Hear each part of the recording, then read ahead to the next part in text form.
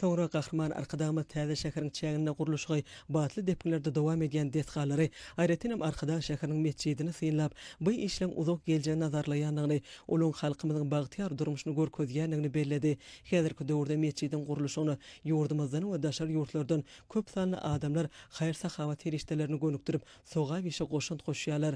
Bu bolsa ýagşy desturlaň häzirki döwürde dowam edýänliginiň aýdyň beýanydyr. Türkmen halkynyň milli lideri, Türkmenistan halk maslahatynyň başlygy Gurbanoğlu Berdimuhammedow insanperwer ýörelgeleri ugur edinip mescidin guruluşyna goşunt goşýan adamlary çäksiz minnetdarlygyny bildirdi we olaň ýollarynyň açykdygyny, haýr-sahawat herişdeleriniň öwüzüne beýik bir baryň rızkyly bereket etçilýänligini belledi we asly işleň hormatyny täze mescidde ediljek doga dileglen Allah Tagalanyň dergäkine kabul bolmagyny dileg etdi.